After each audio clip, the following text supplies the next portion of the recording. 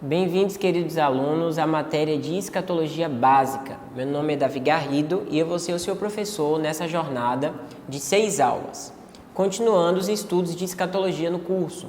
Bom, como é que vai funcionar as nossas aulas? As 4 primeiras aulas nós vamos falar da escatologia da criação ou escatologia geral, que tem a ver com o estudo sobre os eventos e os sinais de forma geral no fim dos tempos. Nas 2 últimas aulas, nós vamos ter um estudo sobre a escatologia individual, que visa tratar sobre o futuro dos indivíduos dentro da cronologia do fim dos tempos, estudando sobre morte, estado intermediário, glorificação e ressurreição. Bom, nessa primeira aula nós vamos começar entendendo o que é a palavra escatologia, o que é a palavra apocalipse também. A palavra escatologia tem a ver com o estudo do fim dos tempos. E um dos principais livros que compõem a narrativa apocalíptica é o livro de Apocalipse, escrito pelo apóstolo João. E a palavra apocalipse significa aquilo que é revelado. Apocalipse 1:1 vai dizer que Apocalipse, ou o propósito do livro de Apocalipse, é trazer uma revelação sobre a pessoa de Cristo. Então, embora nessa matéria nós estudemos sobre os sinais, os eventos, os personagens que estão relacionados no fim dos tempos, o propósito central da escatologia é fazer um discurso sobre a pessoa de Cristo, sobre a beleza daquele que orquestra todas as coisas, para que no final tudo seja cumprido de acordo com a sua vontade, que é revelada desde o princípio. Bom, nessa primeira aula, nós vamos estudar sobre as correntes ortodoxas de interpretação da escatologia. No estudo da escatologia, existem conceitos que são comuns a todos e que são pontos centrais da fé e que você não pode negar que é real. Por exemplo, negar que vai haver uma grande tribulação, negar que vai haver o milênio, ou negar que vai haver o estado eterno, ou o arrebatamento e a ressurreição, não é possível, porque isso está claramente afirmado nas Escrituras. Isso é um ponto central da fé. Se você discorda disso, você incorre em heresia. Mas a discussão sobre como vai se dar o milênio, como vai se dar a grande tribulação, se Cristo volta antes ou após a grande tribulação, ou antes ou após o milênio, isso é um ponto secundário da fé, o que significa que é permitido que haja discordância entre os irmãos. E o ponto de maior discordância no estudo da escatologia é relacionar a volta de Cristo com um dos principais eventos que a Bíblia descreve como sendo o milênio. É necessário que você tenha lido Apocalipse 20 antes de você continuar nos acompanhando nessa aula, para que você possa entender o que vai ser dito aqui. Bom, nós podemos dividir em 2 grandes grupos aqueles que estudam a volta de Cristo em relação ao milênio. Existem aqueles que são pré-milenistas, que acreditam que Cristo retorna antes do milênio, que é o que está descrito em Apocalipse 20. Ele voltaria antes do milênio e ele instaura o milênio através da sua vinda. Existem os pós-milenistas ou pós-milenaristas, que são aqueles que acreditam que Cristo voltaria após o milênio, que o milênio de alguma forma já está acontecendo na era presente e que quando Cristo retorna, ele retorna para encerrar o milênio e estabelecer o estado eterno. Bom, dentro do grupo dos pré-milenaristas, daqueles que acreditam que Cristo retorna antes do milênio, existem 2 grupos ou 2 correntes distintas. Existe o pré-milenismo histórico ou clássico e o dispensacionalismo, que é a corrente hoje que tem maior adepto no século 20 e 21.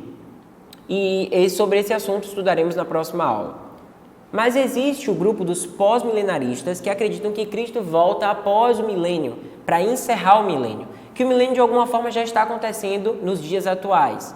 E nós temos 2 correntes distintas dentro desse grupo, que são os amilenistas e os pós-milenistas ou triunfalistas. E é estudando esse grupo que se dará o início da nossa aula hoje.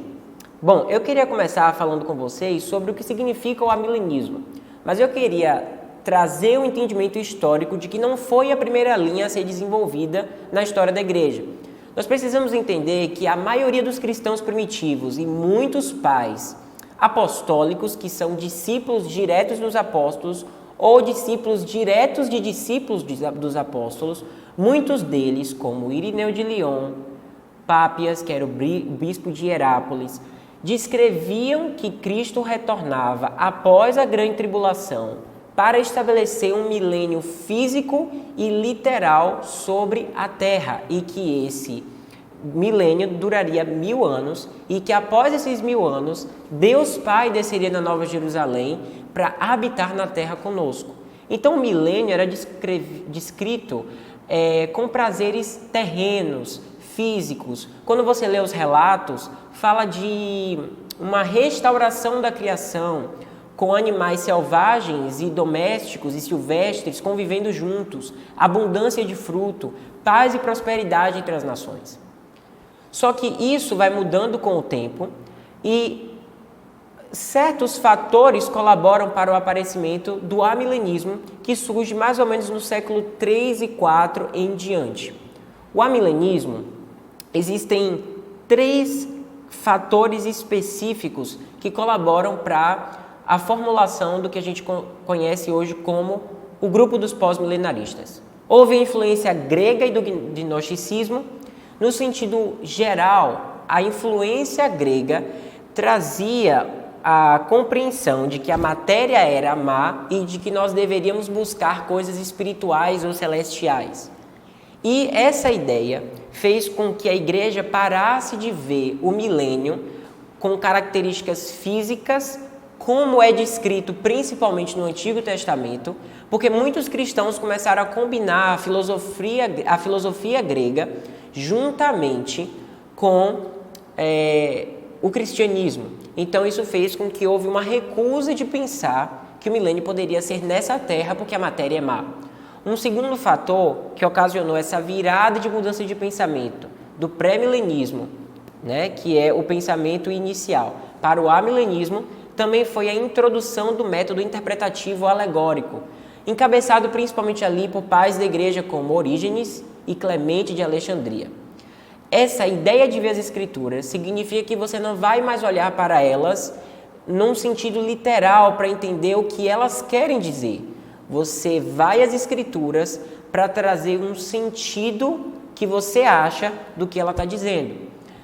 Então o Antigo Testamento parou de ser uma base importante da nossa fé, ou um fundamento importante para entender os eventos do fim dos tempos, para ser apenas mais uma história que traz princípios importantes para a nossa fé.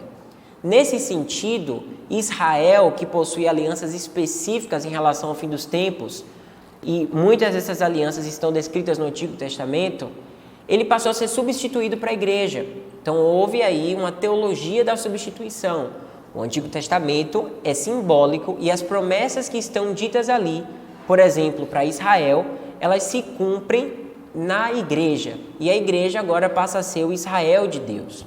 E todas as promessas físicas e literais sobre o milênio futuro teriam cumprimento no Novo Testamento, por exemplo, com a descida do Espírito Santo e com o advento da igreja.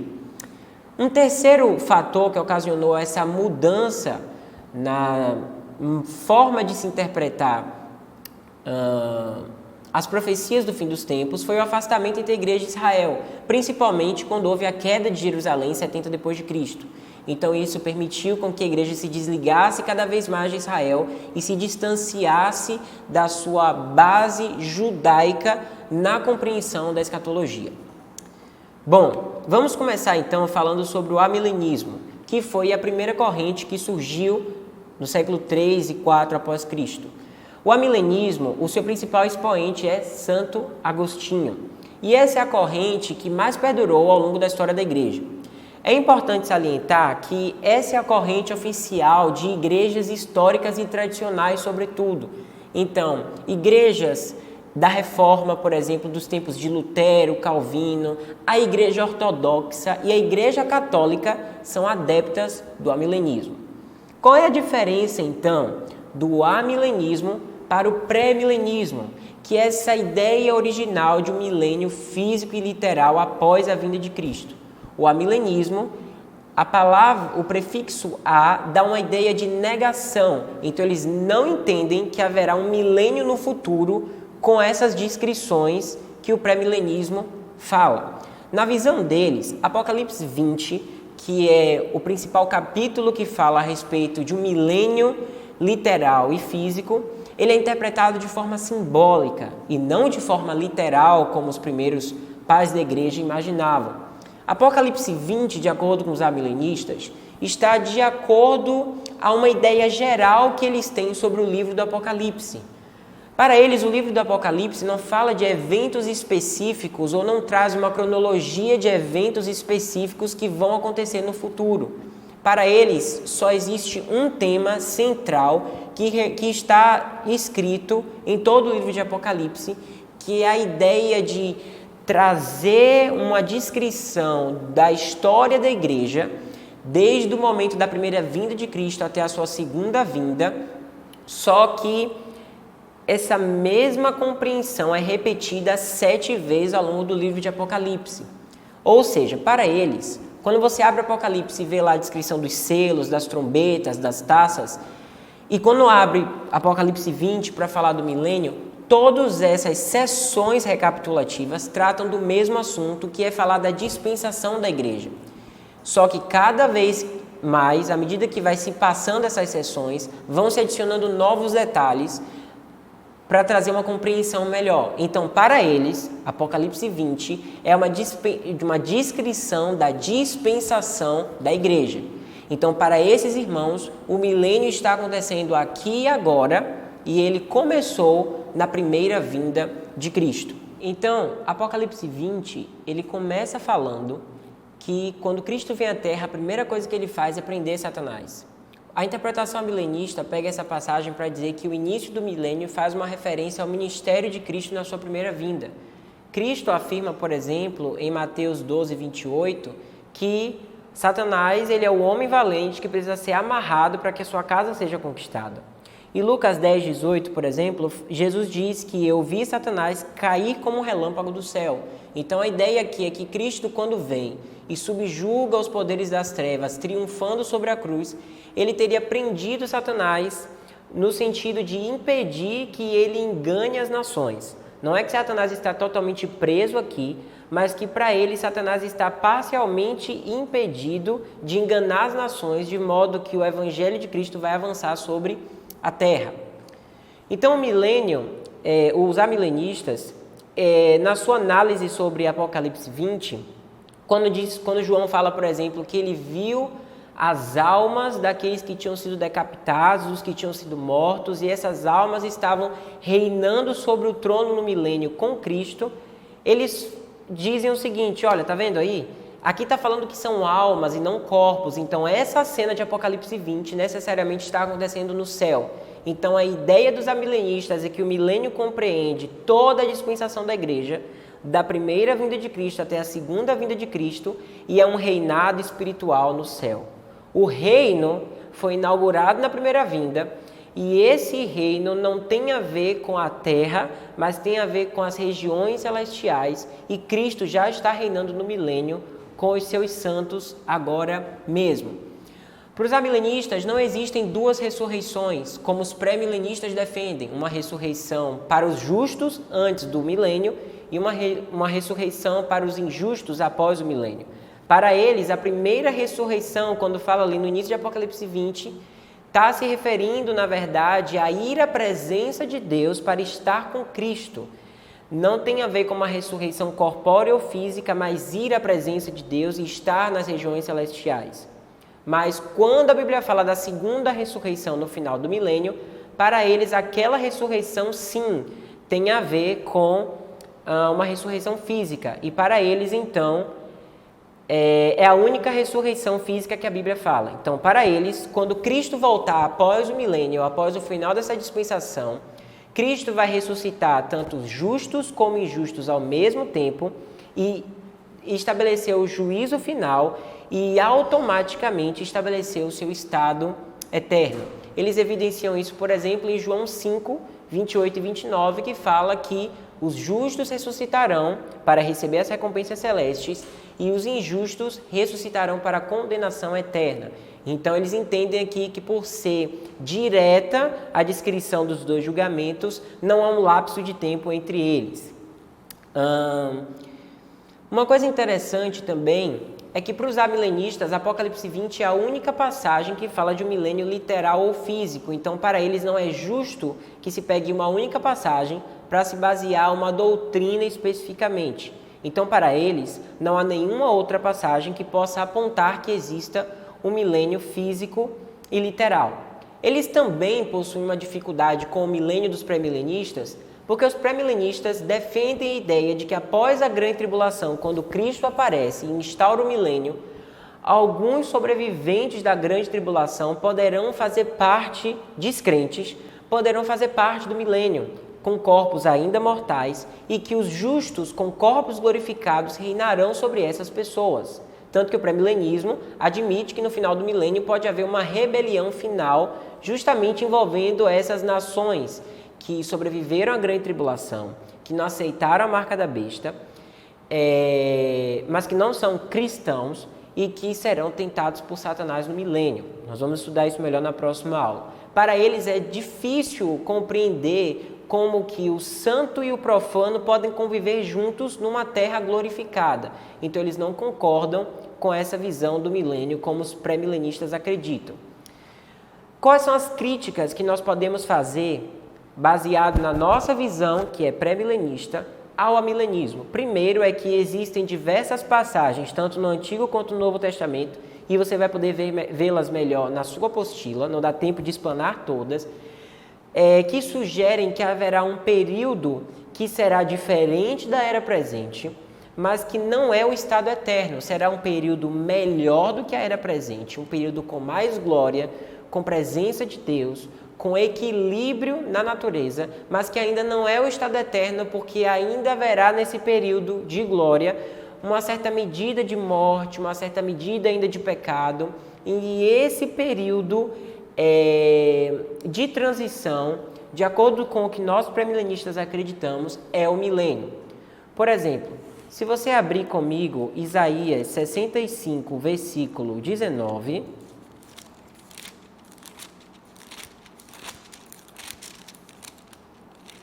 Isaías 65, 19 diz assim: Eu regozijarei em Jerusalém, me alegrarei em meu povo, e a voz de choro não será mais ouvida nela, nem voz de clamor. Não haverá mais naquele lugar um bebê de dias, nem um homem velho que não tenha completado seus dias, porque a criança morrerá com 100 anos de idade. Todavia o pecador, tendo 100 anos de idade, estará sob maldição. Então aqui deve estar falando de um milênio, de um tempo que é um tempo intermediário entre a era presente e o estado eterno, que é diferente do tempo de agora, mas que ainda não é o estado eterno. Porque nesse período aqui, você vê que os habitantes da terra terão uma vida longeva, de modo que a pessoa que morrerá precocemente morrerá com 100 anos de idade. Mas perceba que ainda existe a possibilidade da morte nessa terra. Então isso sugere que haverá um milênio. E muitas outras passagens, como Isaías 11, 2, 9, Zacarias 14, 6, e no Novo Testamento, como 1 Coríntios 15, 24, sugerem esse tempo do milênio. Nós entendemos também, e isso é uma crítica que fazemos ao amilenismo, que a prisão de Satanás no início de Apocalipse 20 é uma prisão total e não uma prisão parcial. Então, Satanás aqui, em Apocalipse 20, ele está sendo totalmente impedido, selado no abismo para atuar sobre as nações. E a ideia aqui, então, não é que ele vai ter um engano parcial, uma retenção parcial, porque esse não é o objetivo da passagem. Nós acreditamos que Satanás vai ser preso completamente no milênio, a terra vai se encher de glória, vai ser transformada, e ao final do milênio é que Satanás poderá ser solto, no sentido literal da palavra, para exercer a sua atividade sobre a terra e tentar os habitantes do milênio que sobreviveram à grande tribulação. Nós não acreditamos, então, que é uma retenção parcial. O verbo que fala também, o tempo e o modo verbal, do verbo que fala em Apocalipse 24:6, que diz: e o restante dos mortos não voltaram a viver, né? Você vai ver essa descrição. A ideia dessa ressurreição, da primeira ressurreição em Apocalipse 20, tem o mesmo verbo e o mesmo modo verbal que a ressurreição do final do milênio, ou seja, são duas ressurreições físicas e literais. Tanto que o verbo presente ali para descrever a ideia de viver e da ressurreição tem uma correlação com o mesmo verbo que foi usado por Cristo em Apocalipse 2:8, que diz que ele estava morto, mas ele está vivo para todo sempre. E Cristo, ele ressuscitou não em espírito, mas em corpo, literalmente. Então a ideia dessas ressurreições é que são ressurreições literais. Bom, agora a gente vai partir para a segunda corrente, que é uma corrente mais triunfalista ou otimista desse segundo grupo dos pós-milenaristas, que é o pós-milenismo. O pós-milenismo tem muitas semelhanças com o amilenismo, tanto que os precursores do amilenismo, segundo historiadores, também seriam os mesmos precursores do pós-milenismo. Por exemplo, Santo Agostinho seria um precursor das duas ideias. O pós-milenismo, ele surgiu através de um período em que se estavam vivendo avivamentos na Nova Inglaterra. Você tem o primeiro e o segundo grande despertamento.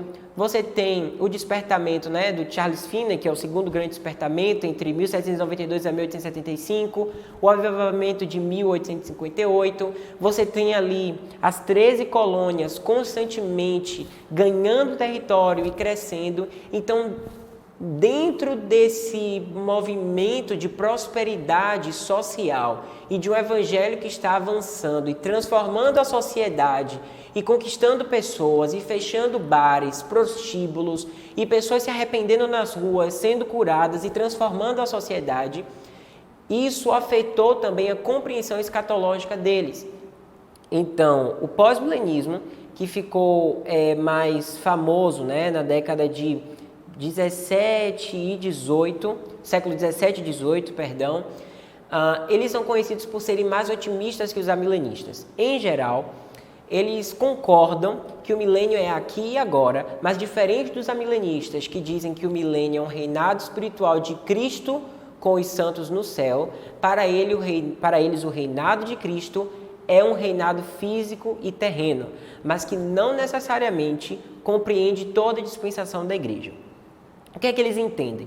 Eles entendem que em algum momento da história, uma série de avivamentos que são gerados pela ação do Espírito combinado com a atuação da grande comissão vão dar início a uma época de paz e prosperidade sobre a terra antes de Cristo voltar.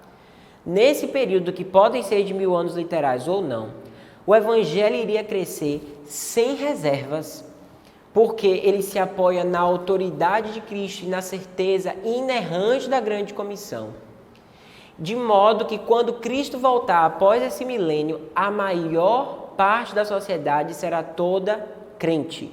E a sociedade estará vivendo de acordo com princípios bíblicos. E o reino de Deus será manifestado aos 7 montes da sociedade e vai estar dominando a educação, a mídia, de modo que a glória de Deus enche a terra.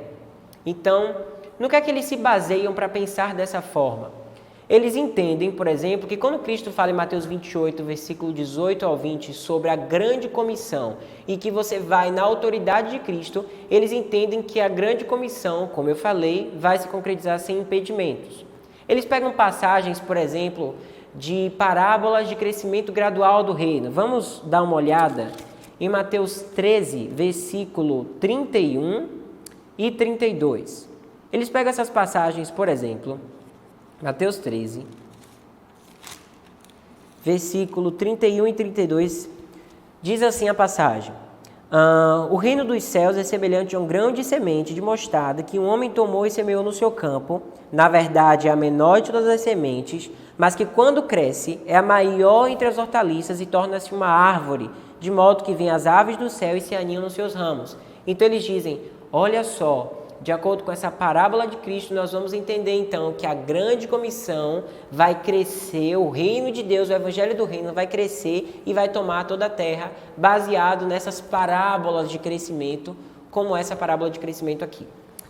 Uma outra base bíblica que eles dão para essa visão é a ideia de que a igreja tem crescido sem parar ao longo dos anos, apesar das suas perseguições, e que as perseguições potencializam ainda mais o crescimento da igreja e que isso vai acontecer até Cristo voltar. Eles pegam, por exemplo, Apocalipse 6:1, que fala do primeiro selo, que diz assim, eu quando vi o cordeiro abrir um dos selos e eu ouvi como se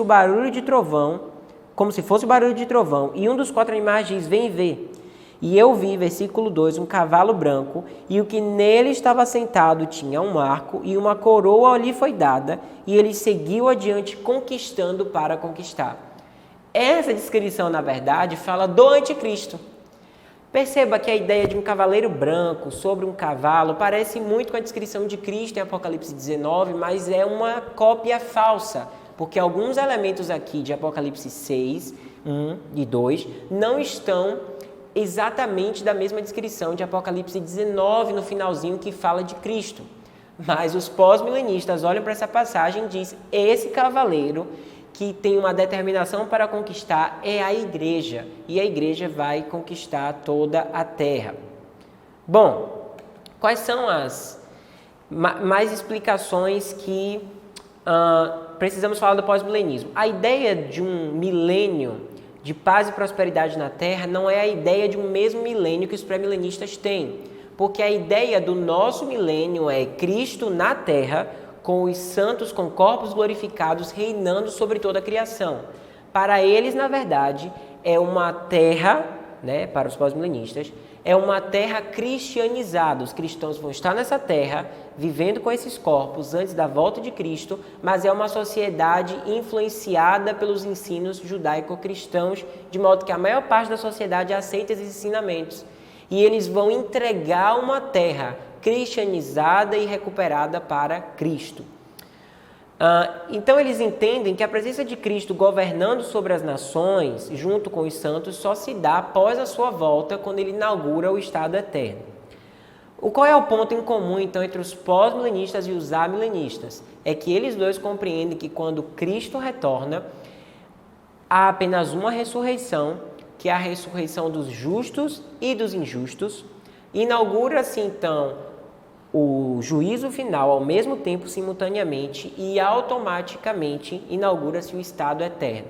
Diferente de nós, que acreditamos que ocorrerão 2 ressurreições e que entre elas precisa acontecer o milênio no meio, certo? E nós acreditamos também que o estado eterno ele só é instaurado por meio de um processo de 1000 anos de restauração da terra, mas para esses irmãos, os amilenistas e os pós, quando Cristo retorna, ele inaugura o estado eterno automaticamente. E aqui, para os irmãos pós-milenistas, pode ser tanto um governo de Cristo na terra como no céu. Caminhando agora para o final da nossa aula, nós precisamos entender que o pós-milenismo entrou muito em declínio, principalmente no século XIX e XX, quando vieram as guerras mundiais, a quebra da Bolsa de Nova York e a percepção de que o mundo não estava, na verdade, sendo cada vez mais transformado pela igreja. A Primeira e a Segunda Guerra Mundial mostraram um declive. Então, entrou em descrédito o pós-milenismo nesse período e, nesse momento, principalmente no século XX, houve um retorno a uma compreensão literal das profecias bíblicas, o pré-milenismo, só que com alterações ou com mudanças em relação ao pré-milenismo clássico dos pais da igreja, que é o que nós vamos estudar na próxima aula.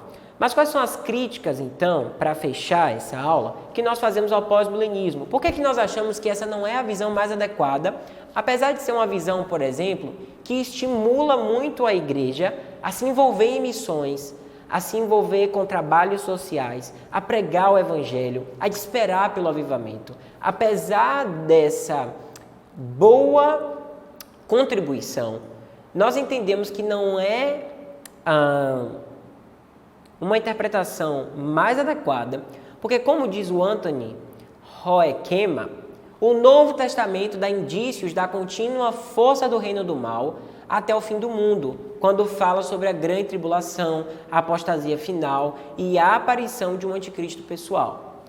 Então, passagens como, por exemplo, Mateus 24, você vai poder ver na sua apostila, 2 Tessalonicenses 2, versículo 3, 12, Apocalipse 13, dão a ideia de que no final dessa dispensação dos últimos dias acontecerá eventos como a grande tribulação e a apostasia final, que dão a ideia de que, na verdade, o mundo vai cada vez mais rejeitar a mensagem de Cristo e não aceitar a mensagem de Cristo, como os pós-milenistas tendem a acreditar.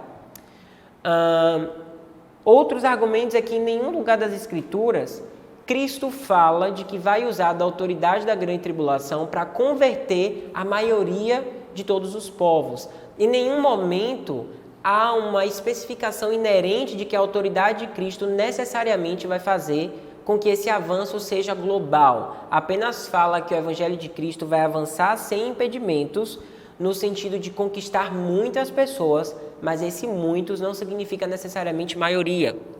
Outro ponto é que essas parábolas de crescimento, como nós analisamos lá em Mateus 13, parábola da mostarda e análogas, não falam até que ponto o reino de Deus ou a grande comissão vai crescer.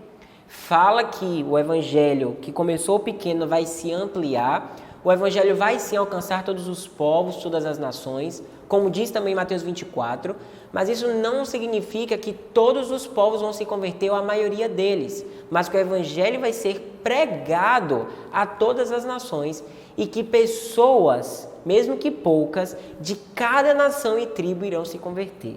A eficácia do evangelho está relacionada à sua capacidade de ser propagado a cada tribo e povo, não necessariamente a uma relação quantitativa. A Bíblia fala, por exemplo, em Mateus 7, 13 e 14, o quê? Sobre a porta estreita, que poucos são os que conseguem entrar pela porta e que muitos caminham para o caminho da perdição, porque a porta é mais larga. Então a Bíblia, Cristo deixa claro que, na verdade, poucos são os que serão salvos, porque o caminho da obediência por meio do Evangelho é rejeitado pela maioria das pessoas que querem viver de acordo com os seus desejos pessoais. Então, Cristo está falando que a porta é estreita, não tem como o Evangelho ser dessa forma, né? O fim dos tempos ser dessa forma, como os pós-milenistas acreditam. E 2 Timóteo 3, versículo 1 ao 5, você pode ler aí. Paulo vai fazer uma descrição dos homens dos últimos dias. E essa descrição é que os homens vão ficar cada vez mais arrogantes, avarentos, idólatras, terão comichão nos ouvidos e reunirão mestres para si. A Bíblia fala também da grande apostasia, que são muitas pessoas, inclusive dentro da igreja, abandonando a fé por causa da perseguição, do engano, da facilidade do pecado. Então, a ideia aqui é que os homens, a partir do momento que os últimos dias avançam, serão cada vez mais resistentes à palavra de Deus. Essas são, então, as objeções que temos ao pós-milenismo. Nós finalizamos por aqui essa primeira aula. Espero que vocês tenham compreendido bem. Nos encontramos na próxima aula para dar prosseguimento ao estudo das correntes ortodoxas do milênio. Um abraço.